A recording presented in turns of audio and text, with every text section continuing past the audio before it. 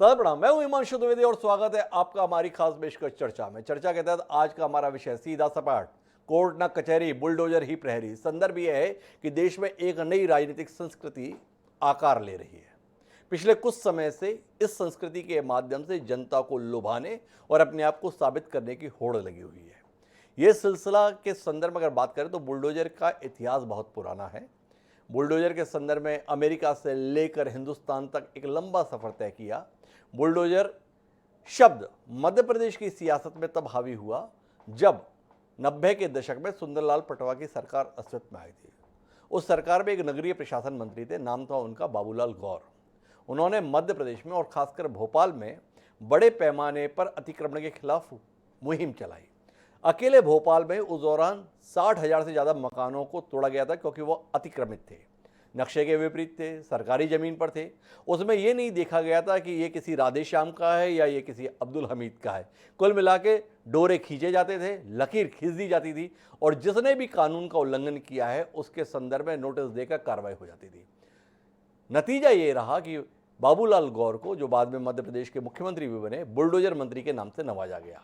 जनता ने उनकी कोशिशों को सर आंखों पर लिया। जब चुनाव हुए तो लोग मानते थे कि बाबूलाल गौर शायद ही चुनाव जीते जिसने इस पैमाने पर तोड़फोड़ की है, लेकिन हुआ उलट।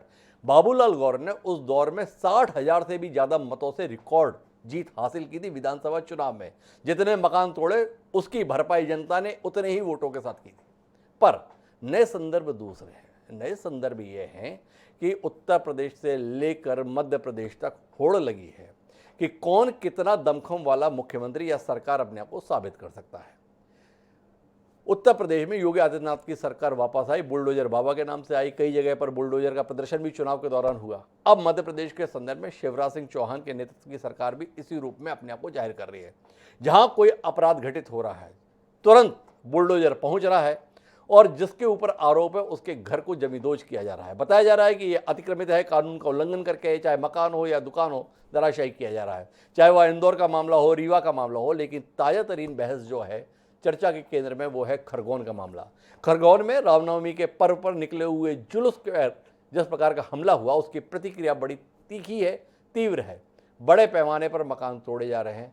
लोग जानना चाहते हैं कि आखिर इन मकानों को तोड़कर साबित क्या किया जा रहा है।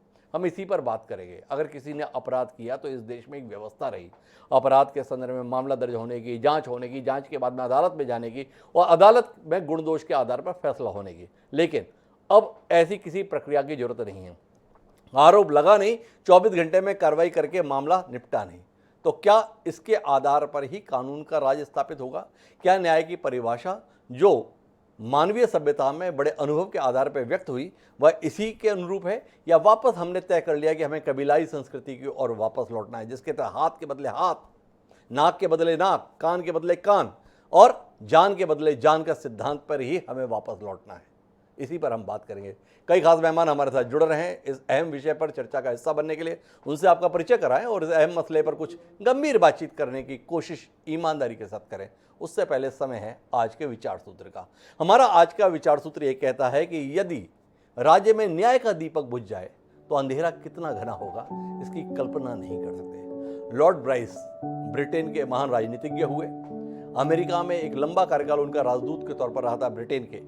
उस दौरान उन्होंने बहुत कुछ लिखा पढ़ा। न्याय के संदर्भ में, कानून के संदर्भ में उनके कहे हुए बातों को आज भी मिसाल के तौर पर देखा जाता है तो लॉर्ड जेम्स ब्राइस ने यह विचार दिया था जिसमें न्याय के संदर्भ में आग्रह था।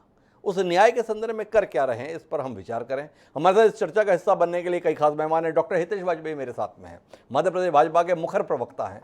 बहुत दमदारी के साथ सरकार के इन फैसलों के साथ खड़े हुए हैं, सोशल मीडिया पर हर घंटे में अपडेट के साथ में तैनात हैं। पूरा मोर्चा ले रखा है भोपाल में बैठकर डॉक्टर हितेश वाजपेयी ने, इसलिए वो बताएंगे हमें क्या कुछ ऐसा है जिसके तहत उन्हें इतना मोर्चा लेना पड़ रहा है। हमारे साथ में चौधरी राकेश सिंह जी हैं। चौधरी राकेश सिंह जी जो है कांग्रेस के बड़े चेहरा हैं, पूर्व मंत्री हैं। राकेश अचल जी हैं, मध्य प्रदेश की सियासत को बेहद नज़दीक से जानने समझने वाले प्रबुद्ध पत्रकार हैं। प्रशासनिक पहलू रखने के लिए हमारे साथ मध्य प्रदेश में भी बड़े जिम्मेदार पदों पर है और छत्तीसगढ़ में तो डीजीपी रहे रामनिवास जी भी हमारे साथ में हैं। हमारे साथ दानिश कुरैशी जी हैं जो नेता हैं ऑल इंडिया AIMIM के। और कुछ ही देर में मेरे साथ दीपक सोनकर जी भी होंगे, जो उत्तर प्रदेश भाजपा के प्रवक्ता। आप सभी का स्वागत है। चर्चा की शुरुआत डॉक्टर हितेश वाजपेयी जी से मुझे करनी है, क्योंकि वही पैरवी करेंगे क्यों कुछ ऐसा करने की नौबत आन पड़ी है और क्यों उसके समर्थन में पूरी बीजेपी आन खड़ी है। पर इस सिलसिले को शुरू करें उससे पहले कुछ बयान देख लेते हैं, सुन लेते हैं, जो इस कार्यक्रम की बुनियाद है। सुनिए। दंगाइयों को लगातार चिन्हित किया जा रहा है। 77 लोग अभी तक गिरफ्तार हो गए हैं। जिस घर से पत्थर आए हैं उस घर को पत्थरों का ही ढेर बनाएंगे। इस मामले में सरकार पूरी तरह से सख्त है। ये प्रदेश है, इसकी शांति व्यवस्था बिगाड़ने का किसी को कोई अधिकार नहीं है, ना ही बिगाड़ने हम देंगे। मध्य प्रदेश में आप जो आरएन प्रोसेशन में जो वायलेंस हुआ उसी पर स्टिक करिए। मध्य प्रदेश में जो घर तोड़े गए मुस्लिम समाज के, वो कौन से कानून के तहत शिवराज सिंह चौहान बीजेपी ने तोड़े, बताओ हमको। आपने क्यों परमिशन दिया जब आप वायलेंस को कंट्रोल नहीं कर सकते? अगर वो इलीगल थे तो नोटिस क्यों नहीं देते आप अपनी नाकामी को छुपाने के लिए, आप अपने स्टेट कॉम्प्लिसिट वायलेंस को छुपाने के लिए आप एक कलेक्टिव पनिशमेंट मुस्लिम समुदाय को दे रहे हैं। सही नहीं था, इसलिए हमने कहा कि इसकी सही जांच कराई जाए और बेकसूर बेचारे जो मारे जा रहे हैं गरीब। हमने एक देखा कि बेचारा उसमें एक तरबूज बेचने वाला है, उसका घर तोड़ दिया गया है, उसके काल हो रहा होगा। अगर गलती की है तो उसके घर वालों का, परिवार वालों का कसूर है कि उसको सजा दी जा रही है। उसकी वो अपना पेशा कर रोजी रोटी कमा रहा था, उसको मौका दिया जाए। इस तरह का काम नहीं होना चाहिए। इस सिलसिले में हमने उनको मुतवज्जो किया है और उन्होंने यकीन दिलाया कि ऐसी कार्रवाई नहीं होने देंगे। हाँ, ये पथराव के सिलसिले में हमने कहा कि इसकी भी तहकीक नहीं, पथराव करने वाला कौन था, कि ये कि अगर कोई साजिश है या किसी ने किया है। अगर किसी मुसलमान ने किया था, मुसलमान उसके ऐसा काम ना करें, ठीक है बात है। अगर किसी मुसलमान ने किया है तो ऐसा काम हम तमाम मुसलमानों से कहते हैं किसी की जुलूस पे नहीं करना चाहिए। और अगर साजिश की गई है तो साजिश करने वालों को पूरा उनका अंजाम पे पहुंचाना चाहिए, उसकी तहकीक करना चाहिए। तो अंजाम पे पहुंचाना चाहिए। तो हितेश वाजपेयी जी, आपसे समझना चाहता हूं, माननीय गृह मंत्री हैं नरोत्तम मिश्रा जी, प्रदेश के हर मुद्दे पे बड़े मुखर रहते हैं। वो बता रहे हैं जिन घर से पत्थर आए हैं उन्हें पत्थर का ढेर बना देंगे। ऐसा बताया गया है देश के संविधान के अंतर्गत कि कानून का राज स्थापित करना ये सरकार की जिम्मेदारी है, शासन की जिम्मेदारी है। क्या उसी कानून की जिम्मेदारी के तहत जिस घर से पत्थर आया वो पत्थर का ढेर में तब्दील हो जाए, इसी का अधिकार इस देश का संविधान आपकी सरकार को उपलब्ध करा रहा है? और ये जो कोर्ट कचहरी पे हम लोग जो इतना पैसा जबरिया में खर्च करते हैं, इसको बंद करने की कब तक तैयारी, ये सवाल जहन में कौंधता है। थोड़ा आपसे उत्तर मिले, आप जैसा प्रबुद्ध व्यक्ति हमारे साथ में। हिमांशु जी, बहुत बहुत धन्यवाद। पहली चीज तो जितना पैसा आप इस रिपोर्ट को बनाने में खर्चा कर रहे हैं वो तुरंत उससे वापस ले लेना जिसने बनाई है जी। हम निशुल्क आपकी बता देंगे, तथ्य बता देंगे तो ज्यादा बेहतर रहेगा। अच्छा, तथ्य तो तथ्य है, सत्य है जी, उसको कोई नहीं नकार सकता। तो पहली चीज तो आपकी रिपोर्ट के कई अंश गलत है जी, सॉरी टू से जी। जैसे कि आपने ये बोला कि साहब हम जबरिया, कबीलाई और फलाना, कुछ नहीं जी। पूरे प्रदेश में ये ड्राइव चल रही है, अतिक्रमण मुक्ति की ड्राइव चल रही है, इलीगल कंस्ट्रक्शंस को हटाया जा रहा है। आज जब मैं आपसे बात कर रहा हूँ, लगभग 22,000 करोड़ की पब्लिक और प्राइवेट प्रॉपर्टी जो है वो मुक्त कराई जा चुकी है। और जैसा आपने बोला, ये हम लोगों की भारतीय जनता पार्टी की सरकार का अभिन्न अंग है, ये प्रोसेस चलती रहती है जी। तो फिर हुआ क्या है? हुआ ये है कि इस दौरान खरगोन में दंगा हो गया जी। तो खरगोन में भी ऐसी सूचियां बनी हुई है जो अतिक्रमण करके सरकारी जमीन पर मकान लोगों ने बना लिए हैं या गलियों में बना लिए हैं। तो वहां पर क्या हुआ भाई, जिन मोहल्लों में वारदात हुई वहां इसकी संख्या बहुत, उनको ऑलरेडी नोटिस दिए जा चुके हैं, कार्रवाई में है, प्रचलन में है। तो दो चीजें अलग अलग हैं जी। जिन राइटर्स जो है, जिनने पेट्रोल बम रामनवमी की शोभा यात्रा पर फेंके हैं, जिन्होंने पत्थर फेंके हैं, जिन्होंने पुलिस के ऊपर गोली चलाई है, 6 पुलिसकर्मी गंभीर हैं, 24 घायल हुए हैं, एसपी के पैर में गोली लगी है। एक शिवम नामक 16 साल का लड़का, जब आप और मैं बात कर रहे हैं, उसके सिर में गोली लगी, अभी भी कोमा में है, जिंदगी और मौत से लड़ रहा है। इसके बावजूद भी सेंधवा में नगर अध्यक्ष कांग्रेस का गिरफ्तार हुआ है अपने 4 साथियों के साथ, समर खान नाम है उसका जी। तो ये सब मैं आपको बता रहा हूँ जो आपके पैकेज में नहीं है जी जी। और जो हसीना, एक आपने सुना होगा, बहुत एक पोस्टर लेडी बनी हुई है, लेफ्टिस्ट के द्वारा कि साहब इनका प्रधानमंत्री आवास तोड़ दिया गया है। आपको ये बता दूं, उनके साथ साथ लगभग 2 दर्जन ऐसे आवास थे जो सरकारी जमीनों पे बनाए गए थे। जो जमीन है अस्पताल के लिए, शिक्षण संस्थाओं के लिए सरकार की जमीन है, तो सरकारी जमीनों पे इन आवासों की ऑलरेडी प्रक्रिया चल रही थी। इसमें क्या होता है, वो हर्जाना भी लेते हैं, एक मकान का हम 20,000 रुपए लेंगे तोड़ने का, ये सब प्रक्रिया चल रही थी। इसका दंगे से भी कोई संबंध नहीं था, ना ही से किसी बात से, ये तो प्रक्रिया चल रही थी। तो जब अतिक्रमण की ड्राइव चली तो ये अतिक्रमण चूंकि हटना ही था तो ये भी हटा दिया गया। उज्जैन में चल रहा है, इंदौर में दंगा तो नहीं हो रहा है, सिगरौली में चल रहा है, सीधी में चल रहा है, वहां दंगे तो नहीं हो रहे हैं, तो सभी जगह चल रहा है। तो 2 चीजों को अलग अलग देखना चाहिए। बड़ी महत्वपूर्ण टिप्पणी है हितेश जी आपकी। आपने बताया कि ये जो कार्रवाई हो रही है अतिक्रमण की, इसका इस दंगाइयों से कोई लेना देना नहीं है, अपराधियों से कोई लेना देना नहीं है। आपने बताया कि सरकार तो काम कर रही है, अतिक्रमण विरोधी मुहिम के तहत ही कर रही है, तो फिर जाके देश के संदर्भ में हमेशा मुखर होकर बोलने वाले हितेश वाजपेयी जी, नरोत्तम मिश्रा जी, ये किस आधार पर कहने के अधिकारी हो गए? आपने उनके बयान को सुना कि जिन घरों से पत्थर आए हैं उन घरों को पत्थर का ढेर बना देंगे। मैं जानना चाहता हूं, एक शहर के रंगदार की भाषा में और एक प्रदेश के जिम्मेदार गृह मंत्री की भाषा में कोई अंतर होने की अपेक्षा एक सुशिक्षित समाज में और भारतीय जनता पार्टी जैसे सुसंस्कृत दल की सरकार के होते हुए हम कर सकते हैं, या ये हमारी अपेक्षा बेमानी है कि हम इस प्रकार की अपेक्षा कैसे कर रहे हैं? थोड़ा इस पर भी रोशनी मिल जाए। उन्होंने कहा पत्थरों का ढेर बना देंगे। मैं बोल सकता हूँ? हाँ, आप ही तो बोल रहे हैं। अच्छा, नहीं, आप ही बोल रहे थे सर, बीच में तो आप मेरा फेसबुक डाउन कर देते हैं। आपको दिखेगा मैं ऐसा कर रहा हूँ लेकिन आवाज नहीं आएगी, दर्शक जानते हैं। पर मैं आपको बता दूं, आपने जो कुछ बोला फिर से गलत बोल दिया जी। भाई 2 चीजें मैंने बताया अलग अलग है, तो इसका मतलब ये थोड़ा ना कि एक नहीं है। जो दंगाई वहां पर पत्थर और पेट्रोल बम उन मकानों से फेंक रहे थे जो ऑलरेडी हटने हैं, अतिक्रमण में है, सरकारी जीवन पे दबंगाई करके बनाए हुए हैं, हटा दिया गया उनको। यहाँ से पत्थर नहीं फेंके जाएंगे। तो मेरे 2 सवाल हैं डॉक्टर हितेश वाजपेयी जी। आप सवाल करने पे जवाब देने की अपेक्षा प्रति सवाल करने में ज्यादा रुचि रखता है कि आप सवाल से दाएं बाएं हो जाएं। पर मेरा सवाल है, यह अतिक्रमण 15 साल से ज्यादा समय से आपकी हुकूमत है, 1 साल के लिए बीच में कांग्रेस की सरकार आई, ये अतिक्रमण हो कैसे गए? क्या इसके संदर्भ में आप शर्मसार हैं कि हाँ, हमारी सरकार होते हुए, न्यायप्रिय सरकार होते हुए, कर्तव्यनिष्ठ सरकार होते हुए भी ये अतिक्रमण हमारे राज्य में हो गए? क्या इसके लिए जिम्मेदार लोगों पर कोई कार्रवाई की उम्मीद हम कर सकते हैं?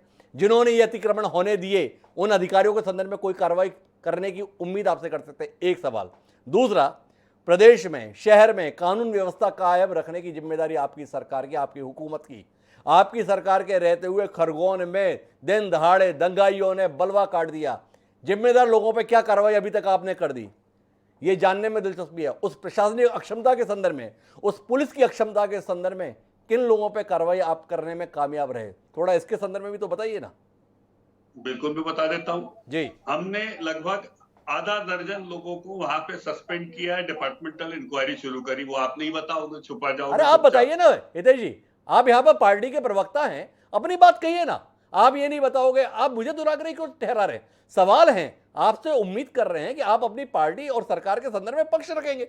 आप दुराग्रह के आरोप लगा के क्या साबित कर रहे हैं? जब आप कबीलाई संस्कृति जैसा शब्द लेकर आ रहे हैं तो आप थोड़े तथ्य पूछ लेते। 6 बार फोन किया आपके लोगों ने जी, पूछ लेते, हम बता देते उसमें जी कि भाई ये तथ्य भी है। एनीवे 21,000 करोड़ की 22,000 करोड़ की संपत्ति हमने मुक्त कराई। चलो उसका धन्यवाद ही दे दीजिए आप जी। 15 महीने में कमलनाथ तो ये नहीं कर पाए जी, ना दिग्विजय सिंह जब सिमी को सर पे चढ़ा रहे थे तब कर पाए।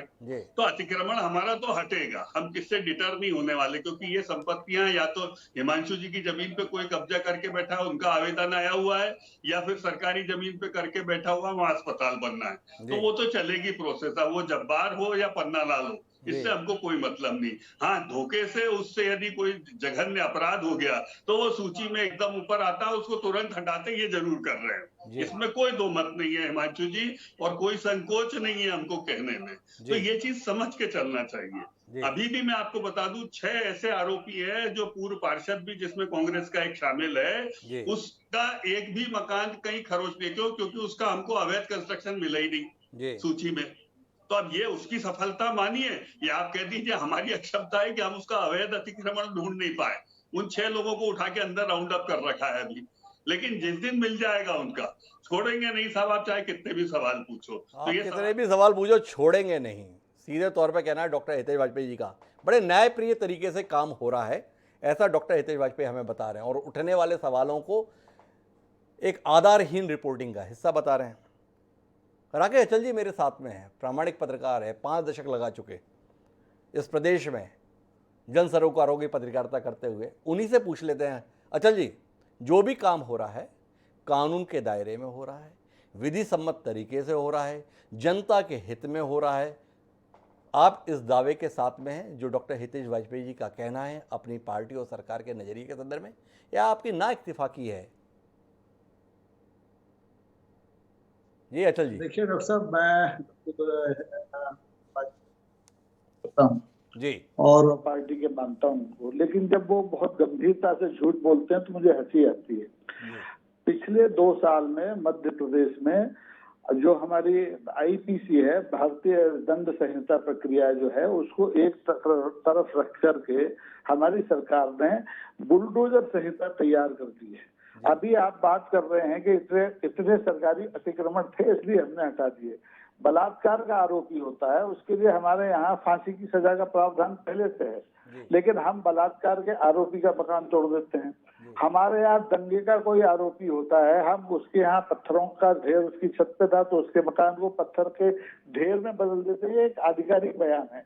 सवाल ये है कि खरगोन में जो हो रहा है, क्या वो उसकी भनक केवल खरगोन तक है? आप देखेंगे कि अमेरिका का विदेश मंत्री 2+2 की मीटिंग में बैठ के हमारे रक्षा मंत्री, हमारे विदेश मंत्री के साथ बैठ करके ये तोहमत लगाता है कि आपके यहाँ मानव अधिकारों का हनन हो रहा है, और हमारे यहाँ के दोनों मंत्री चुपचाप बैठे रहते हैं, कुछ बोलते नहीं। अरे भाई, आप बुलडोजर संस्कृति को एक तरफ रख दीजिए, कानून और व्यवस्था को आपको सुधारना है तो आईपीसी का इस्तेमाल कीजिए, दूसरी धारा को इस्तेमाल कीजिए। ये कौन सा संयोग है कि इधर दंगा हुआ और उधर आपका बुलडोजर चल पड़ा? जो भी अतिक्रमण तोड़ने की प्रक्रिया होती है एक लंबी प्रोसेस होती है, वो संयोग से नहीं होती, वो किसी गृह मंत्री का बयान आने के तत्काल बाद शुरू नहीं हो जाती। तो आपने शुरू में जो कहा है कि ये एक जो कबीलाई जो हमारी कानून व्यवस्था, जो विधि व्यवस्था रही है, भारतीय जनता पार्टी रामराज की स्थापना करना चाहती है, त्रेता युग में वापस ले जाना चाहती है हिंदुस्तान को, वही मध्य प्रदेश में कर रही है। उसे आईपीसी से कोई लेना देना नहीं है।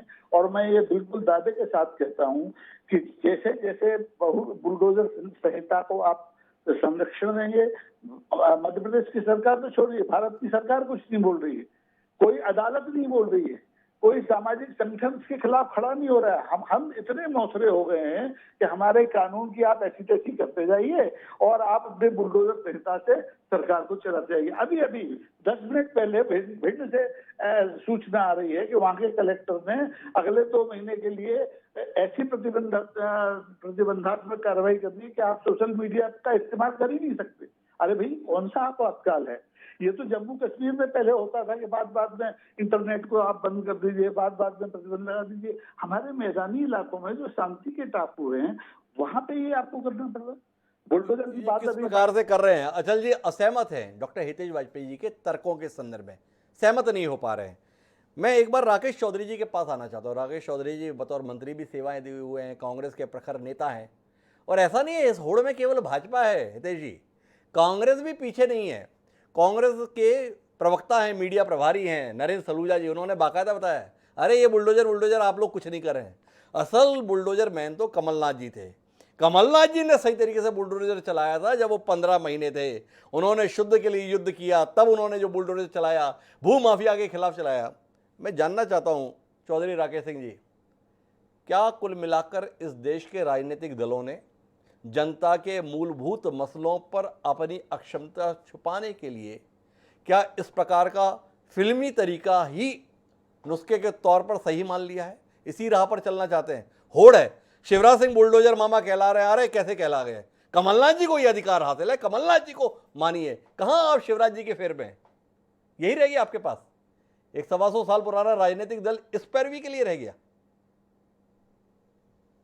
नमस्कार पांशु जी, विषय बहुत ही माकूल है। परिस्थितियां मध्य प्रदेश की इस समय जो है जी, उससे मिलता जुलता है। और आपने कांग्रेस के संबंध में पूछा है सलूजा जी के बारे में जी। ये बात सत्य है कि कमलनाथ जी ने जो दूध के लिए शुद्ध का युद्ध शुरू किया था जी। वो एक खाने पीने की चीजों के लिए था जिस पे कार्रवाई हुई और जनता ने अप्रिशिएट भी किया। जी। आज बात आती है कि अभी मैं राकेश अचल जी को सुन रहा था भाई साहब को। जी। भाई इस देश में कानून व्यवस्था भी है जी। इस देश में लॉ है। जी। अभी वाजपेयी जी को सुन रहा था, अरे करना भाई, वाजपेयी जी को सुन रहा था जी। इस प्रदेश का मुख्यमंत्री और गृह मंत्री अपने आप को ऐसी हल्की भाषा बोल के जनता का प्रतिनिधि बताना चाहता है कि मैं बुलडोजर चलवा दूंगा, मैं मकान जमींदोज कर दूंगा। मैं कानून का व्यक्ति हूँ। जी। मैं ये पूछ रहा हूँ सभी विद्वान जनों से कि एक अपराधी के घर में अगर अपराधी ने कोई अपराध किया है, उसके 2 बेटे हैं, उनका हक है उसमें सिविल प्रोसीजर कोड के अनुसार, और उसके बच्चे जो पैदा हुए हैं, जो अबोध है, जिनको ज्ञान भी नहीं है कि उनकी क्या संपत्ति तोड़ी जा रही है, उसका भी नुकसान है। और ये सबसे बड़ा अत्याचार है, सबसे बड़ा अधिकारों का हनन है। राकेश सिंह जी, मैं इसमें बीच में एक हस्तक्षेप करना चाहूंगा। डॉक्टर हितेश वाजपेयी की एक जायज दलील है। उन्होंने ये कहा है कि कोई भी मकान इसलिए नहीं तोड़ दिया गया कि इसने अपराध के संदर्भ में आरोपी हुआ और हमने मकान तोड़ दिया। अतिक्रमित है, कानून का उल्लंघन किया हुआ है, नियमों के विपरीत बना है, तो हमने तो अभियान चला रखा है, उसका नाम सूची में पहले लिया और कार्रवाई तुरंत कर दी। भाई इतना ही किया है। ऐसा नहीं है कि जायज तौर पर एक विधि सम्मत कोई मकान दुकान बनी हुई है और उसे हम तोड़ रहे हैं। अगर है तो बताइए। ये डॉक्टर हितेश वाजपेयी का तर्क है। खारिज करेंगे आप इसे? मैं हितेश वाजपेयी जी के बयान को तवज्जो नहीं दूंगा जी। मैं तवज्जो दूंगा शिवराज सिंह मुख्यमंत्री के बयान को जी। जिन्होंने कहा है कि हम अपराधियों के जिन्होंने पत्थर फेंके उनके मकान तोड़े जाएंगे जी। और घटना के दूसरे दिन ही तोड़े गए। मैं पक्षधर नहीं हूं अपराधी का, जी। वकालत करने का। मैं इस बात का पक्षधर हूं जो अपराध करे उसको सजा मिलनी चाहिए, चाहे किसी भी वर्ग का हो। लेकिन मध्य प्रदेश के गृह मंत्री महोदय अगर ऐसी गंदी भाषा बोलेंगे, गली के एक अपराधी की तरह भाषा बोलेंगे, दादा भाई की तरह, ये कानून का उल्लंघन है। और मैं इस बात को, आपकी बात को ताकीद करता हूं और सहमत व्यक्त करता हूं कि मध्य प्रदेश में तालिबानी राज्य है कि हम जो चाहेंगे वो करेंगे, कानून पद्धति का कोई वहां नहीं। जैसे मैं ये कह रहा हूं कि बच्चे का जो अधिकार है आप कैसे खत्म कर सकते हो, आप उस महिला का अधिकार है कैसे खत्म कर सकते हो? आपने सिविल प्रोसीजर कोड उठा के ही रख दिया है। आप अपराधी को सजा दो, मैं सहमत हूं, लेकिन जो अबोध है, जो घर के अन्य सदस्य हैं, उनका अधिकार आप तोड़ रहे हो, उनके भवन तोड़ रहे हो। ये भारत के संविधान की सबसे बड़ी अवहेलना है। संविधान की अवहेलना है। चौधरी राकेश सिंह जी असहमति व्यक्त कर रहे हैं। हालांकि चौधरी राकेश सिंह इस पर कुछ नहीं बोल रहे हैं कि नरेंद्र सलूजा जी उनकी सरकार के दौर में की गई कार्रवाई को किस आधार पर जायज ठहरा रहे हैं। बात होनी चाहिए। आता हूं हितेश जी, मेरे पास में और भी लोग हैं, दानिश कुरैशी जी की भी बात को सुन लूं। ओवैसी जी बहुत नाराज हैं इस पूरी कार्रवाई पे। पर आपसे जानना चाहता हूं कि आप लोगों ने क्या तय कर लिया है कि मुसलमानों के संदर्भ में उन्हें समाज में खलनायक बना के ही मानेंगे? जितने मुस्लिम समाज से जुड़े हुए नेता हैं, कोई जना इस बात पर आपत्ति नहीं कर रहा है कि रामनवमी के जुलूस पर पत्थर क्यों फेंके गए, क्यों हमला किया गया, क्यों चुने हुए स्थानों पर मुस्लिम बस्तियों के अंदर इस प्रकार के कृत्य देखने को मिले। सब इस पर है कि ये कार्रवाई क्यों हो रही है। कार्रवाई पर सवाल है, पर साथ ही इस हमले की निंदा के संदर्भ में 2 शब्द निकालने में मुंह में दही क्यों जम जा रहा है, ये लोगों के बीच में सवाल है। कुछ कहेंगे दानिश जी कि कुल मिलाकर जब भी ऐसा माहौल बनता है, दूरियां बढ़ाने में ही हमारी दिलचस्पी क्यों है, खत्म करने में क्यों नहीं? सबसे पहली बात तो मैं कहूँ कि जो इल्जाम मुझे लगता है कि बेबुनियाद है। इल्जाम में कोई दम नहीं है जी। और रही बात रामनवमी के जुलूस पर, अलग अलग देश के अलग अलग राज्यों में अलग अलग पार्टियों की सरकारों में दंगे हुए, एक ही पैटर्न से दंगे हुए, एक स्टाइल से दंगे हुए, जो हम सब ने देखा। ठीक है। और देखने के बाद हो ये रहा है कि प्रशासन की मौजूदगी में, पुलिस की मौजूदगी में धारदार हथियार लिए जा रहे हैं, नहीं कहने वाले अल्फाजों का इस्तेमाल हो रहा है और डीजे में इस तरीके के शेरनी जनक गाने बजाए जा रहे हैं जिससे कि प्रॉब्लम हो। आप हमें ये बताइए कि जिस किसी का भी रिलीजियस प्रोसेशन ये है, इसमें क्या किसी को ये इजाजत है? देखिए, मैं आपको थोड़ा सा और पीछे ले जाता हूँ। आप हिजाब के मामले पे आ जाइए। कर्नाटक में क्या हुआ था हिजाब में? हिजाब जो पूरी लड़ाई थी वो स्टूडेंट्स की और एडमिनिस्ट्रेशन के बीच में थी। तो आप काउंटर में क्या ले आए कि आप भगवा गमछा पहन के हम जाएंगे। बताइए, लड़ाई इसकी थी। अगर आपको उससे प्रॉब्लम नहीं था तो आपको कानूनी रास्ता इस्तेमाल करना चाहिए था। अब दूसरी एक और लड़ाई शुरू हो गई कि अगर अजान बजेगी तो हनुमान चालीसा। मुझे तो ये समझ में नहीं आ रहा कि ये बनावटी हिंदुओं के जो नेता बने बैठे हैं, ये क्यों इस तरीके की भाषा, क्यों इस्लाम वापस हिंदुइज्म करना चाह रहे हैं या क्यों मुसलमान बनाम हिंदू करना चाह रहे हैं? अगर किसी को हनुमान चालीसा अगर लाउड स्पीकर में बज रहा है या अजान लाउड स्पीकर में बज रही है तो उसके लिए कानूनी रास्ते हैं। लेकिन अगर आप ये नहीं करेंगे तो हम वो करेंगे, ये जो पूरी राजनीति है ना, देखिए यहाँ दिक्कत क्या है, आम आदमी को कोई दिलचस्पी नहीं है दंगे में। उसको तो मोदी सरकार ने और भाजपा की सरकार ने ऐसा चूस लिया है कि वो 100 रुपए लीटर पेट्रोल डराने की कैपेसिटी में नहीं है, 1200 रुपए का सिलेंडर खरीदने की कैपेसिटी में नहीं है। वो अपने बेरोजगार बच्चों को देख देख के खून के आंसू रो रहा है। क्या आप समझते हैं कि उसके पास इतना वक्त है कि वो जाके किसी पे पत्थर फेंकेगा या वो जाके किसी का झंडा निकाल देगा? ये वो लोग कर रहे हैं जिन लोगों का सियासी मफाद है।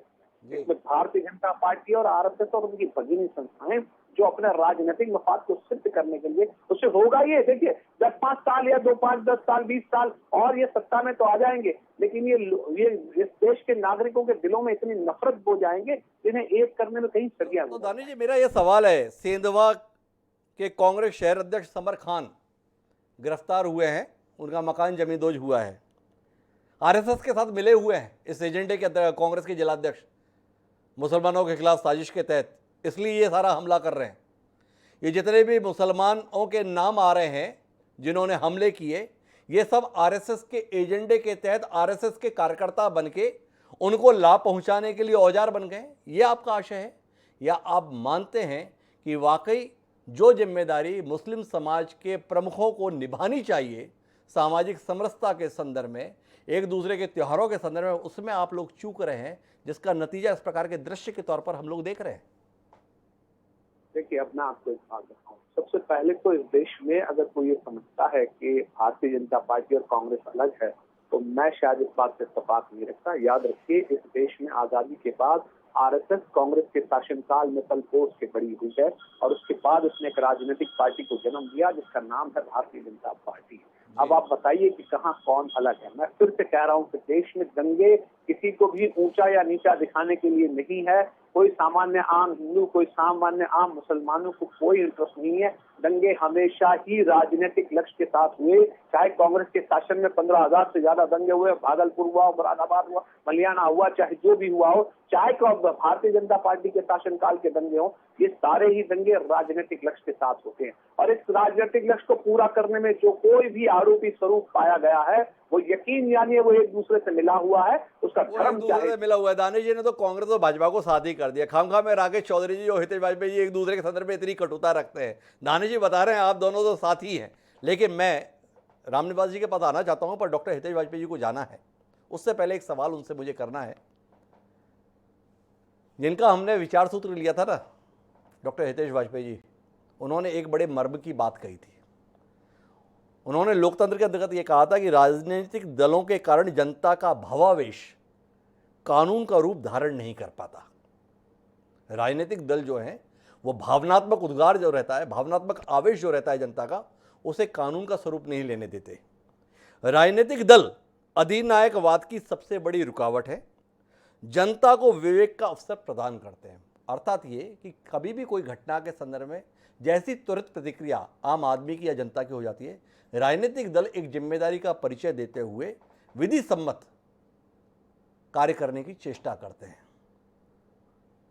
गलत थे ये लोग जो 100 साल 150 साल पहले आप लोगों के संदर्भ में ये सोचते थे। आप लोग इसी पे आ गए हैं कि अगर किसी ने एक चाटा मारा मैं 2 चाटे उसे मारूंगा। राजनीतिक दलों के जिम्मेदार पद पर बैठे हुए लोग अगर इस प्रकार की भाषा का उपयोग करेंगे हितेश जी, तो फिर जिस संविधान का आप हवाला देते हैं, जिन बाबा साहब को आप बड़ा सम्मान देते हैं, कल उनकी जयंती भी है, उन्होंने तो संविधान इस भावना पे तैयार किया था कि भले ही 100 कसूरवार छूट जाए, एक बेकसूर को सज़ा नहीं मिलनी चाहिए। 75 साल के बाद तजुर्बा हो गया आपका, गलत है ये धारणा। भले ही 100 कसूरवारों को सज़ा और देनी पड़ जाए, हमें कोई गुरेज नहीं है, हम इसी राह पर चलेंगे। भले ही 100 बेकसूर और साथ में उसके शामिल हो जाए। मैं बोल सकता हूँ हिमांशु जी? अरे आप ही के पास तो आया हूँ, आपको जाना है इसलिए आपको विशेष तौर पे जोड़ रहा हूँ। नहीं, तो पहली सूचना मैं यही दे दूं जी। जब उन्होंने बताया साहब आप हैं, तो मैंने कहा नहीं साहब, सारे कार्यक्रम निरस्त करके जब तक आप चाहेंगे तब तक बैठूंगा। अरे स्वागत है। भागने वाले जी लोगों में से नहीं हूँ। जी जी। दूसरी बात, अचल साहब ने भी बहुत अच्छी बात कही, बहुत वरिष्ठ संपादक हैं। ये बात अलग है कि वो हमारे आइडियोलॉजिकली विरोधी हैं, इसमें कोई दो मत नहीं है, पर सेंधवा के समर खान के पड़ोसी है, बहुत अच्छे से पता कर सकते हैं वस्तुस्थिति। पर उन्होंने जो बात कही कि आईपीसी की धाराओं का उल्लंघन करते हुए, साहब एक केस बताइए अचल साहब। आपने बोल दिया वो तो जुडिशरी बेकार है, एनजीओस बेकार हैं, नेता बेकार है, सामाजिक, अच्छा चौधरी साहब भी बेकार है, सारी कानून की डिग्रियां तकिया के नीचे रख लेते हैं और सो जाते हैं और सुबह डिबेट में आ जाते हैं, करते कछु नहीं है। हाँ, आतंकवादियों के लिए कपिल सिब्बल और ये लोग जरूर 12 बजे खड़े, भाई ये लोग जाए, खड़े हो जाए। भाई मैं बोल रहा हूँ एक बात, अचल साहब बोल रहे हैं एक बात, दोनों में से सही कौन है? संविधान के संदर्भ में the custodian of the constitution is the court, तो better we move to the court. उसमें बुराई क्या है? हमने व्यवस्था इसलिए बनाई, हम एक दूसरे को कोस कर अचल साहब क्या पा सकते? तो हितेश जी का कहना है यार समाधान खोजना, अदालत में जाओ अगर हमारी कार्रवाई आपको इतनी खराब लग रही है। हम तो जो कर रहे हैं जायज कर रहे हैं। पर मेरा सवाल आपसे ये है हितेश जी, अभी बात पूरी नहीं हुई आपसे। पेटलावाद के संदर्भ में भी आपने बड़ी बड़ी बातें कही थी। पेटलावाद में जो विस्फोट हुआ था, छोड़ेंगे नहीं, बख्शेंगे नहीं, हुआ क्या? इतनी लंबी जांच के बाद पेटलावाद, जिसमें न जाने कितने दर्जनों लोग मारे गए, आप एक आदमी को कसूरवार साबित नहीं कर पाए।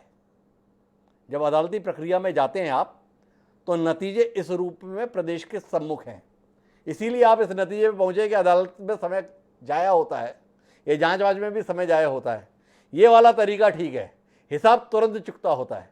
सवाल है हितेश जी, बात कहने जा रहा हूँ 10 सेकंड में जी।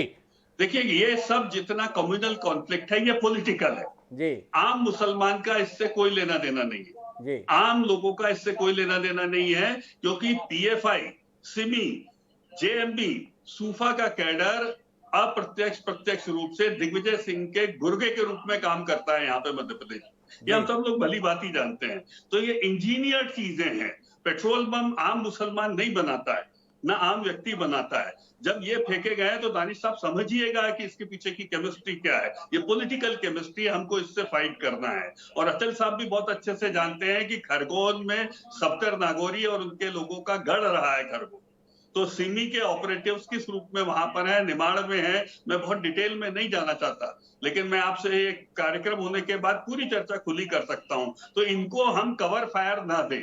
दूसरी चीज, वर्ग विशेष कह के मुसलमानों को बदनाम ना करें, जैसे कश्मीर में हुआ। कश्मीर में आम मुसलमान वहां के कॉन्फ्लिक्ट में शामिल नहीं था, लेकिन कांग्रेस की तुष्टीकरण की नीति में वर्ग विशेष चलता रहा और उसकी आड़ में पाकिस्तान के अलगाववादी खेल करते रहे। यही खेल यहाँ पर हो रहा है। और इसीलिए आपने देखा होगा दिग्विजय सिंह ने कहीं भी दंगाई शब्द इस्तेमाल नहीं किया। उसने अपने ट्वीट्स में लिखा, हिंदू शर्म करो, सनातनी क्या यही रामनवमी है, जबकि रामनवमी की शोभा यात्रा पर बम चले। शिवम आज भी संघर्ष कर रहा है 16 साल का, जिसके सर में गोली लगी है। यदि हमको गोली का जवाब पुलिस को गोली से देना होता ना साहब, तो आप भी जानते हैं कि पुलिस कैसे काम करती है, लेकिन पुलिस ने नहीं किया। एसपी को गोली लगी है हिमांशु जी। तो ये बहुत संवेदनशील विषय है। इस संवेदनशीलता पे एक बड़ा गंभीर किस्म का सवाल है हितेश जी। आपने बड़ी जिम्मेदारी के साथ ये बात कही, ये जितने भी संगठनों के आपने नाम लिए, ये सब दिग्विजय सिंह के गुर्गे हैं। तो कुल मिला के आपने सरगना बताया इस प्रदेश के पूर्व मुख्यमंत्री दिग्विजय सिंह को। तो आपने किया क्या जो इन सब का सरगना है उसके संदर्भ में? आपने उनके संदर्भ में तो कोई कार्रवाई की नहीं, एक एफआईआर कर ली। आप तो उन्हें पुलिस का संरक्षण देके रखते हैं, वो कहीं जाते हैं तो उनके आगे जो है पायलट गाड़ी चलवाते हैं। अगर आप इस नतीजे पे पहुंचे हुए हैं कि इस प्रदेश में सारे उपद्रव की जड़ दिग्विजय सिंह ही है, तो कर क्या रहे हैं आप? हमने इसीलिए समर खान को गिरफ्तार किया, हमने उस पूर्व पार्षद को और उसके गुर्गों को गिरफ्तार किया। आपको याद होगा थाना जला दिया पीएफआई एक्टिविस्ट ने इंदौर का, अचल साहब जानते हैं उसमें कौन था? मध्य प्रदेश कांग्रेस का एक प्रवक्ता नामजद होके गया है वहां पर। हितेश जी, आपने असल बात का जवाब नहीं दिया। आप अभी भी ये बता रहे हैं देखो हमने इन्होंने प्यादों के सर काट दिए। जिसको आप राजा बता रहे हैं उसके संदर्भ में कार्रवाई करने में आपके हाथ क्यों कांप रहे हैं, इसका उत्तर आपसे नहीं मिला। फिर आऊँगा आपके पास लौट के, तब तक भी शायद आपके पास उत्तर आ जाए। पर मैं अभी रामनिवास जी के पास जाना चाहता हूँ, रामनिवास जी से कानूनी पहलू समझना चाहता हूँ। क्या इस प्रकार की घटना के बाद सरकार को ये अधिकार संपन्नता इस देश के कानून के तहत, इस देश की दंड संहिता के तहत मिली हुई है कि आप इस प्रकार की सीधी कार्रवाई कर दें? रामनिवास जी, ये जानने में हमारी बड़ी दिलचस्पी है। लगातार सिलसिला है, रेप हुआ, रेप के संदर्भ में आरोपी हो उसका घर तोड़ दिया, दंगा हुआ, दंगे के संदर्भ में जिनके नाम आए उन सबके घर तोड़ दिए। और ये सिलसिला कोई भाजपा की सरकार में नहीं है, कांग्रेस की सरकार थी। ग्वालियर के प्रतिष्ठित चिकित्सक थे डॉक्टर भल्ला, अल्पसंख्यक आयोग के सदस्य थे, उनका पूरा का पूरा अस्पताल तोड़ दिया गया, उनके कॉलेज की इमारत को ढा दिया गया। भाजपा से जुड़े हुए थे। जीतू सोनी के संदर्भ में उसकी हर चीज़ को तोड़ा गया इंदौर में, उसके दृश्य भी हमने देखे। तो आपसे जानना चाहता हूँ, ये अधिकार अभी अभी आए सरकार के पास में, या आज़ादी के समय से ये अधिकार थे, उपयोग करना अब आया? नमस्कार डॉक्टर साहब, ये बड़ा ही रोचक विषय है जी। जब किसी भी जगह की बेसिक चीज़ें खराब हो जाती हैं तो फिर हम उसके कवर करने के लिए कोई ऑपरेशन का एक तरीका ढूंढ लेते हैं जी। तो मैं स्पष्ट रूप से कहूँगा कि बेसिक पुलिसिंग और बेसिक प्रशासन दिन प्रतिदिन, ये कोई नहीं है कि अभी से है, दिन प्रतिदिन नीचे जा रहा है। और उसको तो सुधार करने में हम लोग ना अधिकारी ही रुचि लेते हैं, ना हमारे जो उनको नियंत्रण करते हैं वो रुचि ले रहे हैं। और ये हालत हर प्रदेश की हो गई है कि जब देखो, जब बहुत बीमार हो जाए तो उसको ओटी ऑपरेशन थिएटर में ले जाओ। ये पूरे कोई तरीका ठीक नहीं है कि भाई जब आपके पास लिस्ट थी, कोई चीज़ थी, तो आप सामान्य समय में उसको करते। रामनवमी के जुलूस पे जो पथराव हुआ, बहुत ख़राब बात है। मैं खरगोन में मैं 3.5 साल एसपी रहा और मेरे ख्याल से वहाँ स्वतंत्रता दिवस से लेकर 1947 से लेकर सबसे ज़्यादा कार्यकाल मेरा रहा। और वहाँ मैंने कम से कम भी दंगे काफ़ी देखे, झेले और नियंत्रित भी किए। कि जब प्रशासन निष्पक्ष होता है तो आपकी एक वजूद बनता है, उस पर आपकी कार्रवाई पे विश्वास होता है। आप खूब मारिए, निष्पक्षता से मारिए जी। आप खूब कार्रवाई करिए, निष्पक्षता से करिए, कानून के दायरे में करिए, तो फिर आप पे ऊपर कोई उंगली उठाएगा नहीं। लेकिन दंगा कल हुआ और अतिक्रमण आज शुरू हो गया, तो वो उसमें जो है, भले ही आप कानून का एक चोला ओढ़ ले, लेकिन उसमें कोई जनता विश्वास नहीं करेगी। प्रशासन का एक इकबाल और विश्वास, दोनों चीजें होनी चाहिए। वो इस कार्रवाई के अंदर, चाहे कांग्रेस का राज रहा हो, चाहे बीजेपी का राज रहा हो, दोनों में ही ये प्रक्रिया का जो है बिल्कुल एक सहमति नहीं हो सकती। कानून का राज देश में होना चाहिए, कानून की प्रक्रिया होनी चाहिए। मूलभूत हमारा जो प्रशासन है वो मजबूत होना चाहिए। हमारे जो राजनीतिक मास्टर्स हैं उनको भी इस पर ध्यान देना चाहिए कि पहले मूलभूत प्रशासन को मजबूत करें। 3-3 महीने में एसपी बदले जा रहे हैं, 6-6 महीने में कलेक्टर बदले जा रहे हैं, चाहे किसी का राज हो। मैं ये नहीं कह रहा कि ये राज है या दूसरा राज है। सुबह एसपी नया आता है, शाम को दूसरा एसपी बैठा रहता है। तो ये दोनों ही प्रकार की जो प्रक्रिया चल रही है, उसमें पूरे जिसको कहें कि एक तरीके से प्रशासन का जो कहना है कि मैं वो शब्द इस्तेमाल नहीं करना कि सत्यानाश कर दिया है। अदरवाइज तो हमने वो समय देखा था जब मैं एक अपने डीजीपी को कोट करूंगा, माननीय मालवीय साहब थे, जो श्री पीडी मालवीय जी, उन्होंने कहा कि कोई 3 साल से पहले नहीं बदलेगा। तो वो समय हमने जब देखा 3 साल से पहले नहीं बदलेगा, तो चाहे थाना प्रभारी हो, चाहे कलेक्टर हो, चाहे एसपी हो, उसका अपना ही दम निकलता था, क्योंकि 3 साल तक उसको जो है बहुत अच्छे से प्रक्रिया करनी पड़ती थी। ये नहीं कह सकता मैं तो साहब अभी नया आया हूं या मैं अभी दूसरा देख रहा हूं। तो ये जो प्रक्रिया है, ये पूरे प्रशासन के लिए भी, पूरे देश के लिए भी, पूरे समाज के लिए भी सही नहीं कही जा सकती ये। और इसमें मूलभूत प्रशासन को हमको लागू करना है और उसको सुधार करने की जरूरत है, तभी ये। तो आप सीधे सीधे तौर पे अगर आपकी बातचीत का मर्म समझूं कि हम असल पुलिसिंग, असल प्रशासन दे पाने में नाकाम रह रहे हैं, और नतीजा ये है कि जनता को ये बोध जाए कि नहीं नहीं, हम बड़े सक्षम हैं, हम बड़े मजबूत हैं, हम बड़े दमखम वाले हैं, इसलिए इस प्रकार के कार्यों के माध्यम से प्रभावित करने की चेष्टा कर रहे हैं। यही आशा है आपका? हाँ, यही है बिल्कुल। क्योंकि हम जो है, और वो प्रशासन में डिबेट में नहीं इसको बोल सकता है कि प्रशासन क्यों खराब हो रहा है। वो हम सभी जानते हैं जो यहाँ सारे डिबेट में बैठे हैं कि जब जो कोई भी चीजें हैं, नहीं तो एसपी का इकबाल, थाना प्रभारी का इकबाल, एसडीएम का इकबाल, तहसीलदार का इकबाल और कलेक्टर का इकबाल अलग होता है। जब उनका इकबाल टूट जाता है दोनों तरफ से, जनता की तरफ से भी, ऊपर की तरफ से भी, और उनको जो ये प्रक्रियाएं जो पूरे देश में चल रही हैं, और जहां हम ये वो एक दूसरी बात मैं जरूर यहाँ कहना चाहूंगा कि आजकल एक हम नकल भी शुरू कर दिए हैं। मान लीजिए सचिन तेंदुलकर है, वो अपनी कोई अलग बैटिंग कर रहा है, वो सचिन तेंदुलकर बनने के चक्कर में आप अपने अलग असली बैटिंग भी भूल जा रहे हैं। तो वो जो दूसरे प्रदेश में जो काम हो रहा है उसकी जनता अप्रिशिएट कर रही, क्योंकि वहां निष्पक्षता तो भले ही नहीं, लेकिन एक तरीके से ये कहें कि यदि आप कानून का राज नहीं मानेंगे तो हम ये भी तरीका अप्लाई करेंगे। और उन्होंने भी वहां उस चीज को खुद ही कहा है कि भाई ये प्रक्रिया इस प्रकार से गरीब पे या इस पर नहीं हो जानी चाहिए। एक दो बार होता है कि कई 6 मास में कई भाई चलो बहुत, जिसका कि कानून के रूप में बहुत बड़ा दादा है, बहुत बड़ा उसका साम्राज्य है, वहां तो इसके प्रक्रिया को हम अप्रत्यक्ष रूप से, वो भी कानूनी रूप से उसको ठीक नहीं कह सकते, अप्रत्यक्ष रूप से उसको स्वीकार्य हो जाता है। लेकिन ये दैनिक रूप में इसको लेना चाहेंगे तो ये पूर्ण रूप में स्वीकार्य है, कानूनी रूप से पूर्ण गलत है। और इस प्रकार की प्रक्रिया से प्रशासन का भी भला नहीं हो सकता, प्रशासन की जनता में पूर्ण रूप में छवि खराब हो जाती है। और इसी प्रकार फिर ये चाहे हम कहें नक्सलवाद फैला हो, चाहे हम कहें कि क्षेत्रों में आतंकवाद फैला हो, जो जब खराब प्रशासन होता है तो उसका वो अल्टीमेटली नतीजा, जब हेल्थ सिस्टम खराब होता है तो अल्टीमेटली कैंसर के रूप में सामने होता है। यह प्रशासनिक अनुभव बोल रहा है रामनिवास जी का। 36 साल से ज़्यादा का कार्यकाल रहा है उनका बतौर प्रशासनिक अधिकारी, जिम्मेदार पुलिस अधिकारी रहे हैं। उनका कहना है कि अपवाद स्वरूप कभी आपको समाज को संदेश देना है, कोई कदम उठाया, एक बार बात समझ में आती है, पर आप इसे परंपरा बना लें, दैनिक रूप से समाधान बना लें, तो इसके नतीजे खतरनाक हो सकते हैं। नतीजे क्या हो सकते हैं, इस पर बात करना चाहता हूं अचल जी आपके साथ में। जिस तरीके से बड़े पैमाने पर रातों रात घर तोड़े जा रहे हैं, क्या आने वाले समय के लिए हम एक असंतुष्ट वर्ग समाज के बीच में तैयार तो नहीं कर रहे?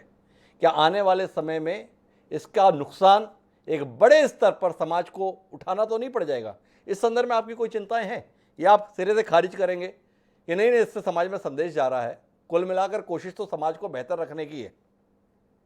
देखिए डॉक्टर साहब, अभी रामनिवास जी ने एक बहुत महत्वपूर्ण बात की और इस बात को ध्यान में रख के ही हम इस चर्चा को आगे बढ़ा सकते हैं। चिंता का विषय है, हम जैसे समाज की रचना कर रहे हैं जिसमें आतंक ही हमारे पास समाधान होगा किसी समस्या का, तो एक बहुत कठिन बात है।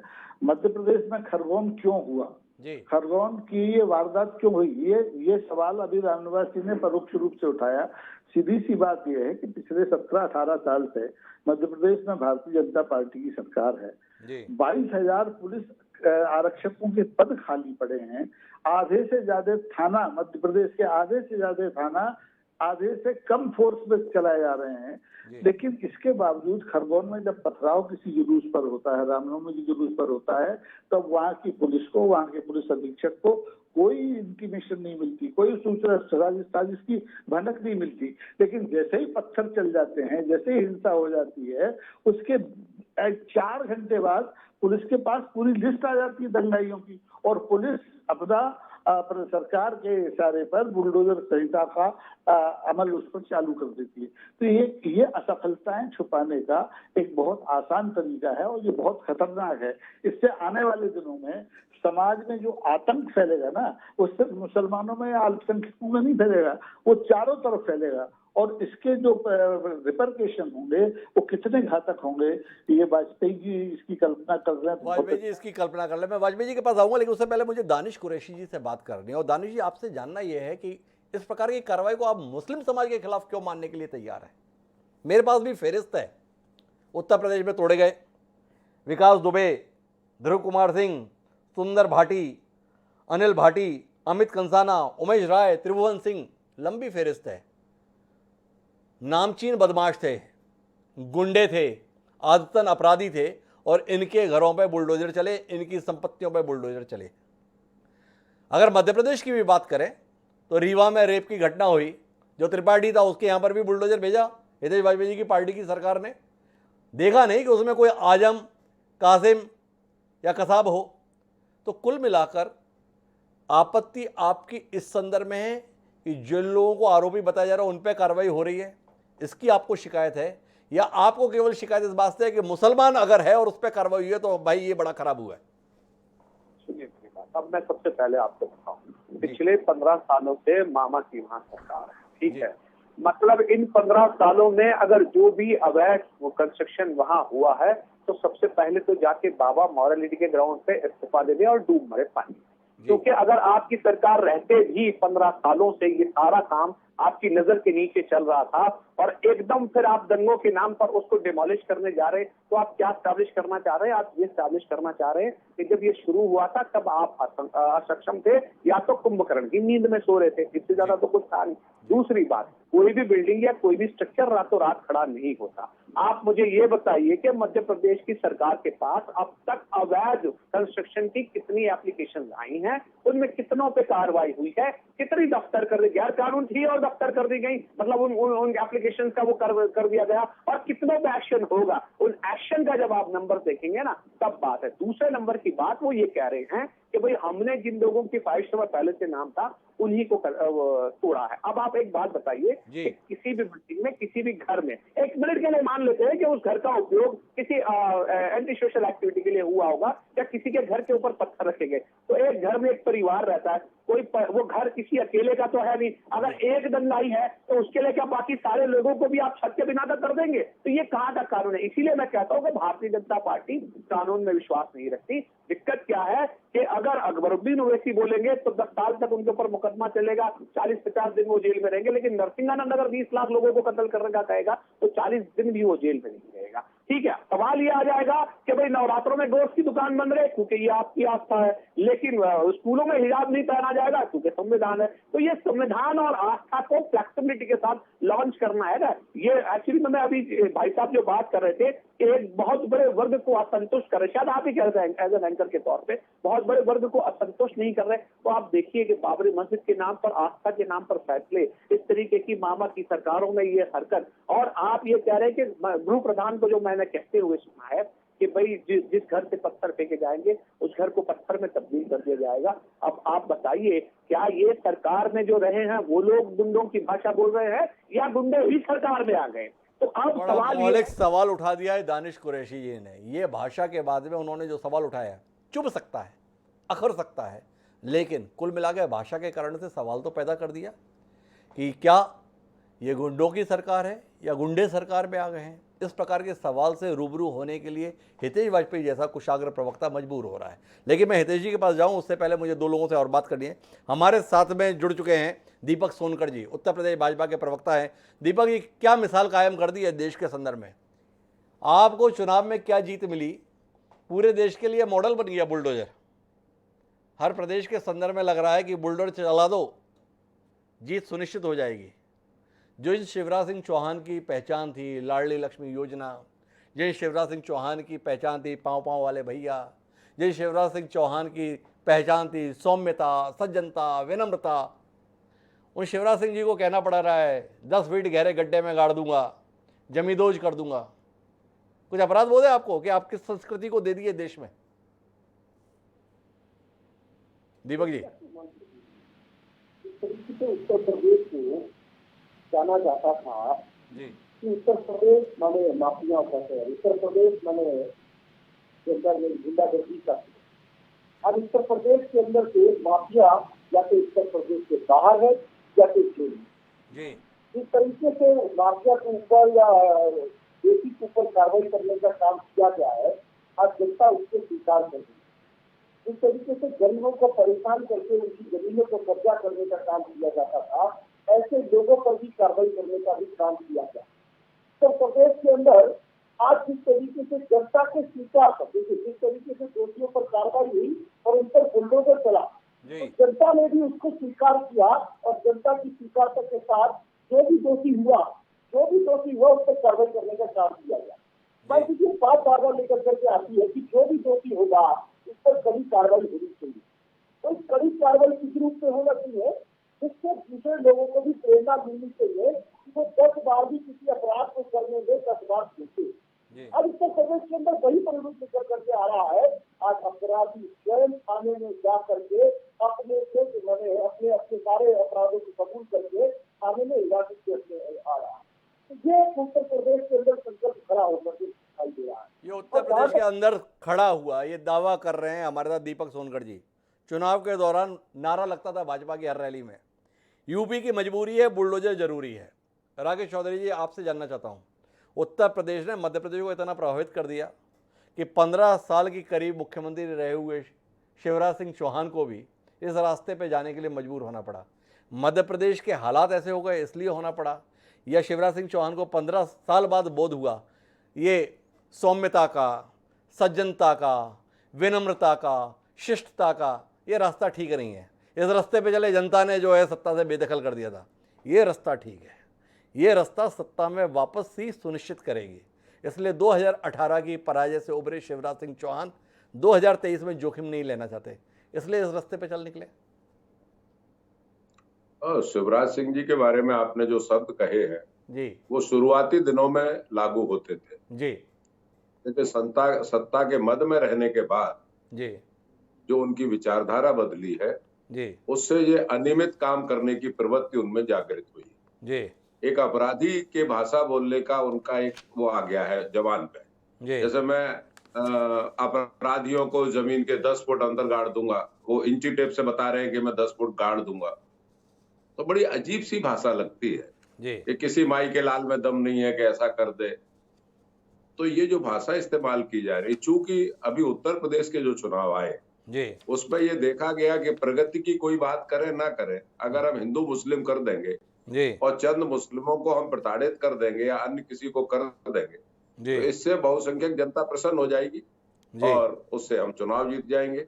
अंतिम लबो लबाब ये है कि शिवराज सिंह जी को भी ये किसी ने मंत्र दे दिया है जी, कि आप मुसलमानों पे आक्रमण करिए, आप इस तरीके से करिए। तो आपने तो कोई ऐसे कर्म किए नहीं है। अब जनता को ना बेरोजगारी से निजात मिली है, ना उद्योग धंधे लगे हैं, ना महिलाएं सुरक्षित हैं, ना अपराधियों को जो बलात्कार कर रहे हैं उनको फांसी हो रही है।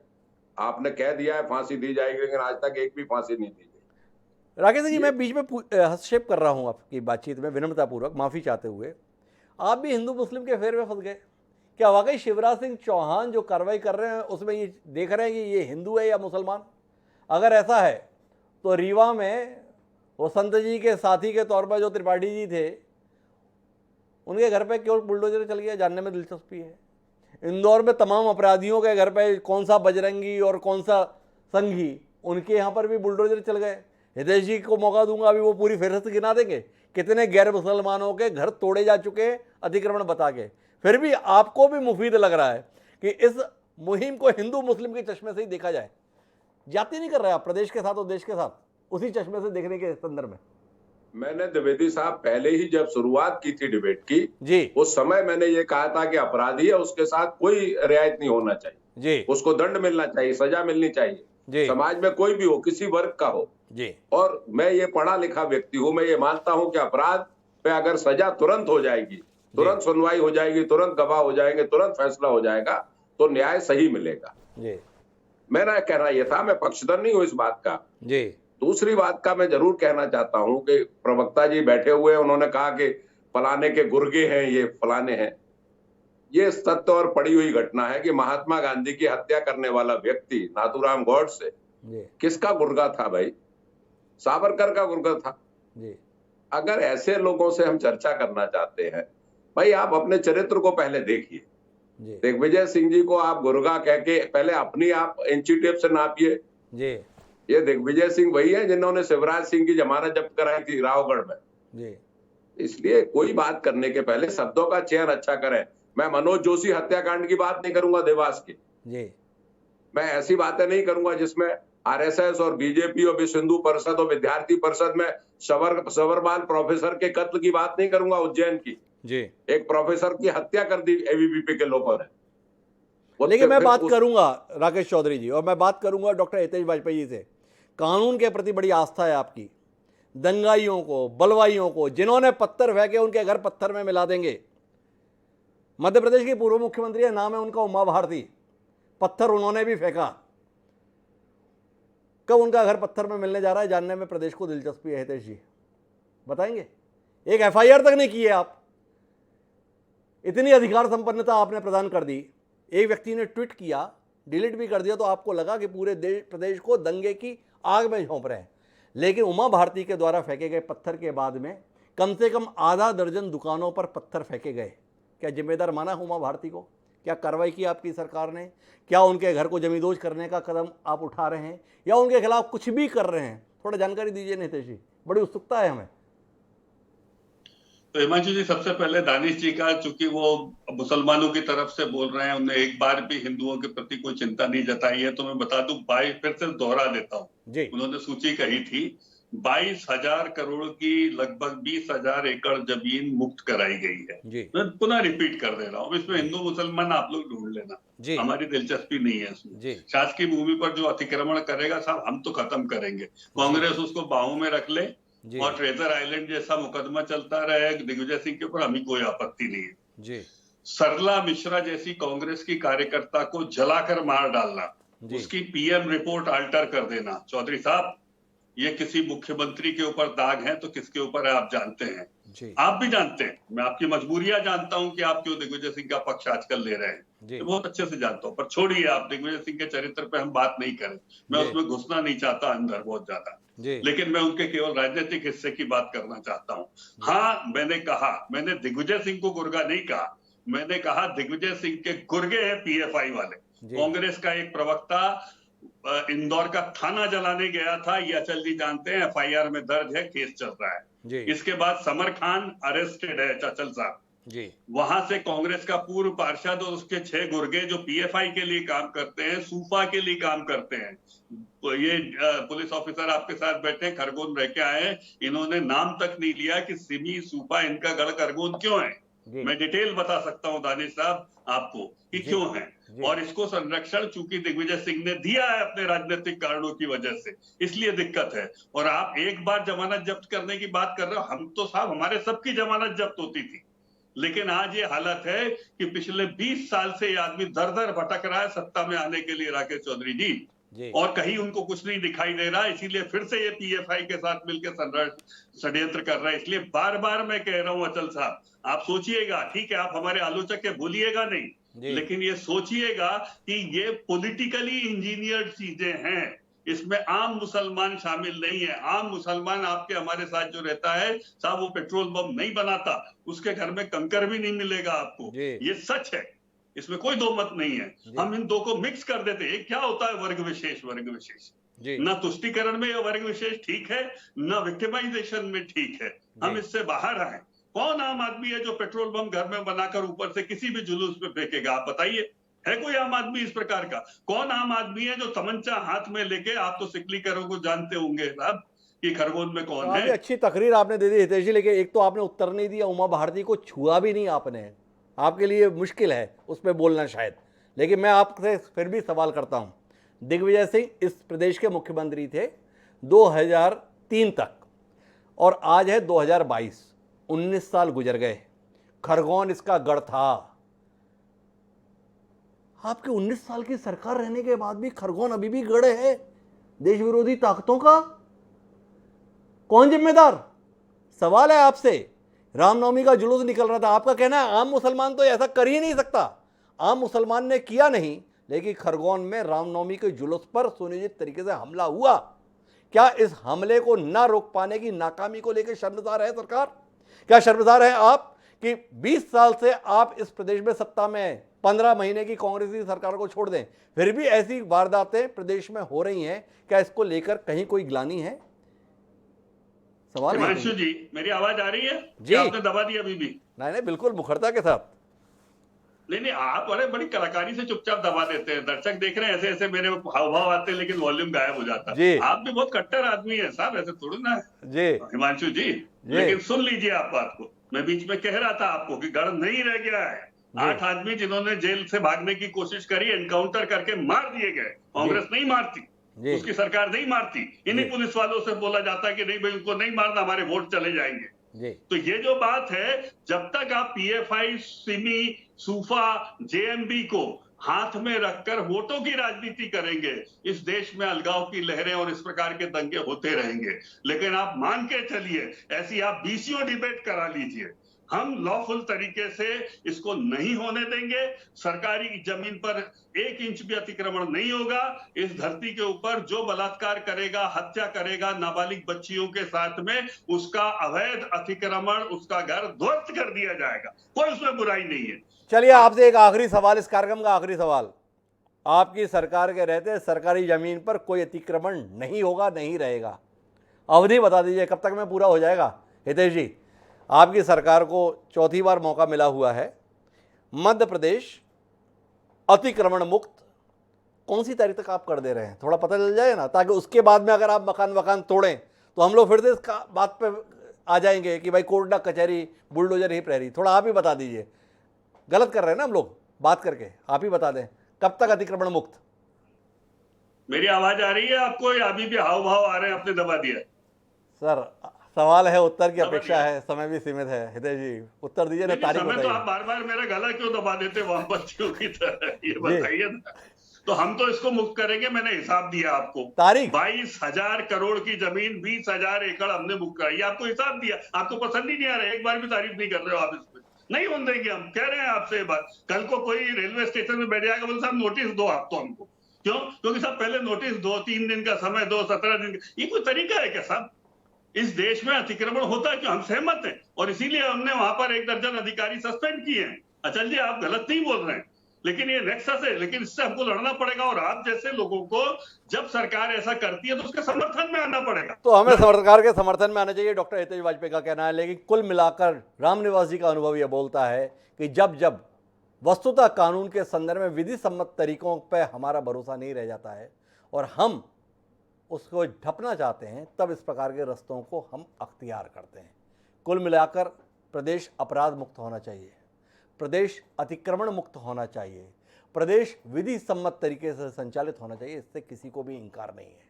लेकिन जो कुछ भी होना चाहिए वो कानून सम्मत होना चाहिए, संविधान सम्मत होना चाहिए। ऐसा एक सुसंस्कृत समाज की अभिलाषा होती है। क्या उस अभिलाषा को तोड़कर केवल जिसमें दम उसी के अनुसार सब कुछ होगा, इस रास्ते पर होना चाहिए? जिसकी लाठी उसकी भैंस, क्या इस सिद्धांत पर राज होना चाहिए? या जिस पर डॉक्टर हितेश वाजपेयी को ऐतराज है कि आप कैसे कबीलाई संस्कृति की बात कर रहे हैं, लेकिन कबीलाई संस्कृति का तो होता क्या था? यही तो होता था कि अगर तुमने किसी का हाथ तोड़ा तो तुम्हारा हाथ तोड़ दिया जाएगा। अगर किसी प्रदेश का गृह मंत्री ये बोल देगा कि जिस घर से पत्थर आए हैं उस घर को पत्थरों का ढेर बना देंगे, तो फिर ये भरोसा कैसे जागेगा कि यहाँ पर कानून का राज है, यहाँ पर विधि का शासन है। उम्मीद करते हैं कि एक स्पष्ट बहुमत की सरकार जिस भी राज्य में है या जिस भी देश में है वह कोई भी तरीका अपनाए, पर ऐसा तरीका नहीं अपनाएगी जिससे लोगों का भरोसा न्याय व्यवस्था पर या कानून व्यवस्था से डिग जाए। तात्कालिक तालियों के लिए एक दीर्घकालिक अराजकता को सराहा नहीं जा सकता।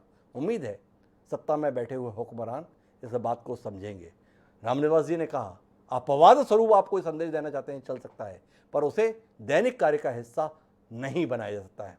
इस बात को समझने की जरूरत है। बहरहाल आप सभी मेहमानों का बहुत बहुत धन्यवाद इस चर्चा का हिस्सा बनने के लिए। समय है अब आज के शेर का। हमारा आज का शेर इसी मुग्धता को समर्पित है। हमारा शेर ये कहता है कि खुदा हमको ऐसी खुदाई न दे, कि खुदा हमको ऐसी खुदाई न दे कि अपने सिवा कुछ दिखाई न दे।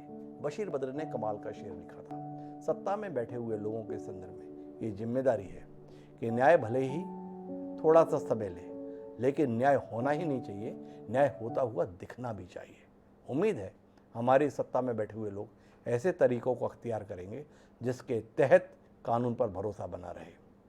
दंगाइयों के खिलाफ कार्रवाई होनी चाहिए, सख्त कार्रवाई होनी चाहिए, इससे इनकार नहीं, पर उससे भी ज़्यादा ज़रूरी है कि दंगा होना ही नहीं चाहिए। अगर दंगा होता है तो उसके संदर्भ में दंगाइयों की कार्रवाई करके अपनी पीठ थपथपा लेना स्वीकार नहीं है। इस बात को लेकर कहीं ग्लानि भी होनी चाहिए कि हम सत्ता में बैठे थे और फिर भी दंगा हो गया। अगर इतने से जज्बात और इतनी सी ईमानदारी सत्ता में बैठे हुए लोगों में आ जाएगी तो शायद इस प्रकार की परिस्थितियों का सामना समाज को नहीं करना पड़ेगा। आज की इस बातचीत में इतना ही। कल फिर मिलेंगे नए विषय के साथ। मुझे दीजिए इजाज़त। सादा प्रणाम।